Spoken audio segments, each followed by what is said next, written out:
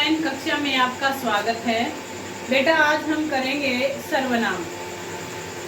सर्वनाम क्या होते हैं ध्यान देना है आपको। हमें टॉपिक ध्यान से पढ़ना है ताकि हमें बिल्कुल अच्छे से समझ में आ जाए। इंग्लिश में हम इन्हें प्रोनाउन कहते हैं, ठीक है। तो सबसे पहले जानेंगे सर्वनाम। सवर्नाम नहीं होता, सर्वनाम। सर्व का मतलब होता है बेटा सभी, और नाम का मतलब होता है संज्ञा, ठीक है। यानी कि सभी संज्ञाओं की जगह प्रयुक्त किए जाने वाले शब्द सर्वनाम कहलाते हैं। सर्वनाम सभी संज्ञाओं की जगह प्रयुक्त किए जाने वाले शब्द सर्वनाम कहलाते हैं। यानी कि जब हम संज्ञा यानी कि कोई व्यक्ति का नाम या किसी जगह का नाम या किसी वस्तु का नाम बार बार लेते हैं तो पढ़ने में बड़ा अजीब लगता है, सुनने में बड़ा अटपटा सा लगता है। तो भाषा को सुंदर बनाने के लिए हम उन नामों की जगह, उन संज्ञाओं की जगह, चाहे वह जातिवाचक संज्ञा है, चाहे वह भाववाचक संज्ञा है, चाहे वह व्यक्तिवाचक संज्ञा है, तो उनकी जगह हम कुछ ऐसे शब्दों को प्रयोग में लाते हैं जिन्हें सर्वनाम कहते हैं। जैसे मोहन बहुत होशियार है, मोहन पढ़ने में बहुत होशियार है, मोहन खेलने में भी बहुत निपुण है, मोहन कबड्डी का खिलाड़ी। यानी कि बार बार मोहन मोहन मोहन, ठीक है। अब इस चीज को हम क्या कि हमें सुनने में भी अच्छा लगे, भाषा भी हमारी प्रभावी हो, तो हमें जैसे मोहन 5वीं कक्षा का छात्र है, वह पढ़ाई में होशियार है, वह एक अच्छा खिलाड़ी भी है। यानी कि हमने मोहन की जगह वह शब्द यूज किया, वह शब्द का प्रयोग किया, तो वह हमारा क्या हुआ बेटा, हमारा सर्वनाम हुआ, ठीक है। ध्यान दीजिए, सर्वनाम सभी संज्ञाओं के स्थान पर प्रयुक्त किए जाने वाले शब्द सर्वनाम कहलाते हैं। जैसे यह वह इसे इन्हें उन्हें जो सो कब, ये क्या है, सर्वनाम है, ठीक है बेटा। अब सर्वनाम के भेद, सर्वनाम के 6 भेद होते हैं। मुख्य रूप से सर्वनाम के 6 भेद होते हैं। कितने होते हैं बेटा, 6 भेद होते हैं। पुरुषवाचक सर्वनाम, प्रश्नवाचक सर्वनाम, निश्चयवाचक सर्वनाम, अनिश्चयवाचक सर्वनाम, संबंधवाचक सर्वनाम और निजवाचक सर्वनाम। 6 भेद होते हैं।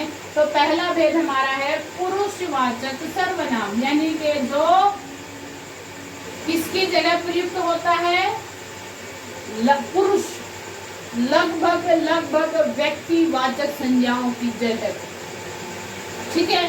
अब ये पुरुष कौन से होते हैं, या तो उत्तम पुरुष, मध्यम पुरुष या अन्य पुरुष।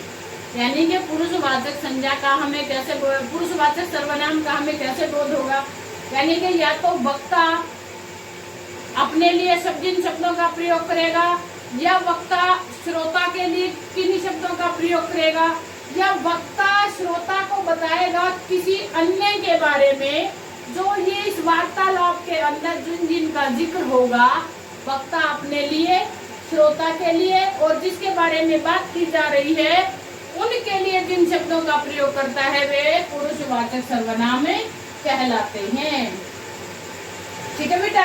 अब इसके भेद क्या हुए, उत्तम पुरुषवाचक, मध्यम पुरुषवाचक और अन्य पुरुषवाचक। अब उत्तम क्या होता है, मैं, मेरा, यानी कि एक तरह से आपने पढ़ा, इंग्लिश में पढ़ा होगा, personal pronoun, first person, second person और third person. First person, second person, third person, उत्तम पुरुष, मध्यम पुरुष और अन्य पुरुष पढ़ा था ना आपने इंग्लिश में भी, तो उसके साथ कोरिलेट कीजिए, आपको अच्छे से समझ में आ जाएगा। अब ध्यान देना है, उत्तम पुरुषवाचक क्या होता है, यानी कि बोलने वाला, यानी कि वक्ता अपने लिए जिन शब्दों का प्रयोग करता है, अपने लिए जिन सर्वनामों का प्रयोग करता है, मैं, मेरा, मुझे, हमें, हमारा, हमको, ये क्या है, वक्ता अपने लिए इन सर्वनामों का प्रयोग करेगा। मध्यम यानी कि वक्ता किसी के लिए जो उसको सुन रहा है, वक्ता श्रोता के लिए जिन शब्दों का प्रयोग प्रयोग करता है, जिन सर्वनामों का प्रयोग करता है, वे मध्यम पुरुषवाचक सर्वनाम कहलाते हैं। और अन्य यानी कि वक्ता किसी अन्य के बारे में जिक्र कर रहा है, श्रोता उसको सुन रहा है, जो वहां पर है ही नहीं। जैसे यह, ये, वह, इसे, उसे, ये क्या है? अन्य है। अब देखिए बेटा, पुरुषवाचक समझ में आ गया। प्रश्नवाचक सर्वनाम क्या होते हैं कि जिन सर्वनाम शब्दों से हमें प्रश्न का बोध हो, यानी कि जो जहां पर प्रश्न हो। पहली बात तो प्रश्न सूचक चिन्ह होता है। अब हम पढ़ेंगे तुम कौन हो।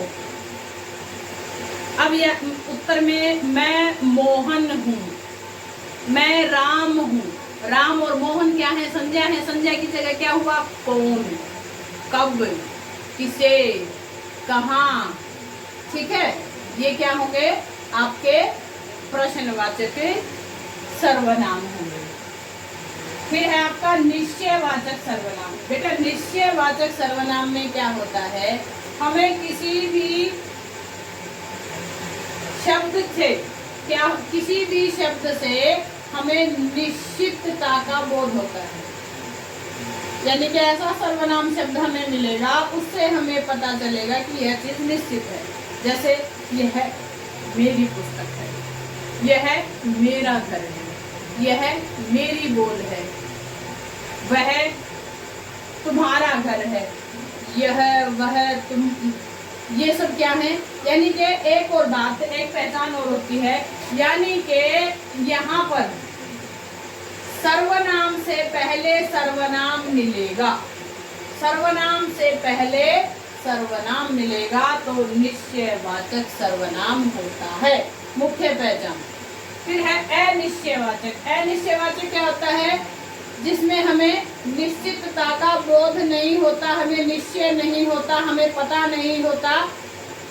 उन चीजों के लिए हम जिन सर्वनाम शब्दों का प्रयोग करते हैं उन्हें अनिश्चित वाचक सर्वनाम कहते हैं। जैसे दरवाजे पर कोई है,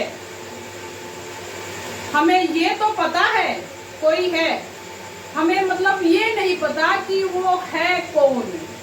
ठीक है, जैसे कोई और कुछ, किसी को, ये क्या है? हमारे अनिश्चित वाचक सर्वनाम है।